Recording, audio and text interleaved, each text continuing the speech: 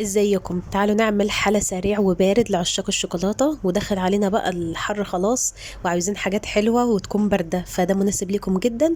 مكوناته سهلة وبسيطة وهيجهز معاكم على طول. ما تنسوش تعملوا لايك وشير للفيديو. تعالوا نبدأ ونشوف الطريقة. نبدأ بالكريمة اللي هنستخدمها في الوصفة النهاردة، فهستخدم كوبايتين من الحليب كامل الدسم.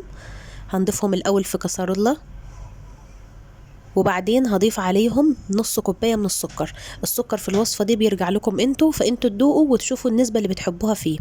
هضيف عليهم بقى 3 معالق ونص من النشا، اللي هي المعلقه المعريه، اللي هي 7 جرام، كله على البارد. بعد ما ضفت النشا بقى هضيف عليهم معلقتين كبار من الكاكاو الخام غير المحلى، وده اللي هيخليه زي الشوكولاته كده. وهضيف عليهم كمان ربع معلقه من الفانيليا، ورشه ملح بسيطه هي اللي هتظبط الطعم معانا.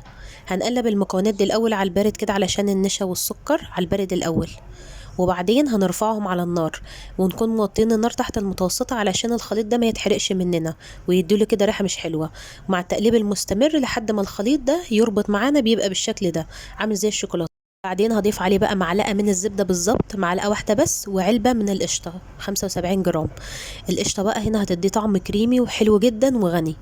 بنقلب بقى المكونات دي بعد ما طفينا من النار، وهنقلبها كويس لحد ما تختفي، وهتبقى بالشكل اللي انتوا شايفينه ده.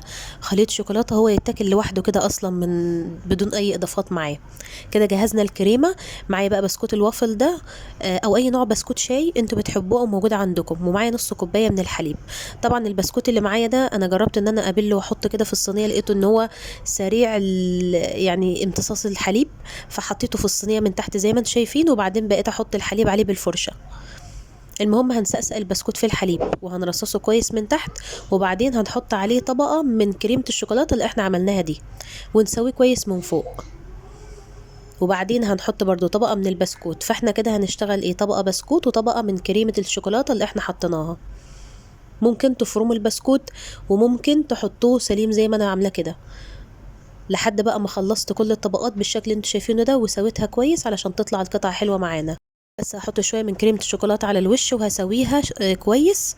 وبعدين بقى هننضف بالمنديل اي حاجه كده على الصينيه، وهندخلها التلاجة لحد ما تبرد. هي خدت معايا بالظبط نص ساعه ما كملتش. بعد ما طلعت من التلاجة رشيت عليها كاكاو محلى، وممكن كمان تحطوا عليها شوكولاته مبشوره زي ما بتحبوا. شايفين بقى الشكل تحفه جدا وطعمها روعه جدا. قطعتها بقى زي ما انتم شايفين، وبتقدموها مع القهوه العربي او الشاي، بجد تحفه وخطيره. عاوزة بس اوريكم وانتوا بتقطعوا الحتة كده طالعة معاكم ترمسوا، مش اي حلاوة. خلاص جربوها هتعجبكم.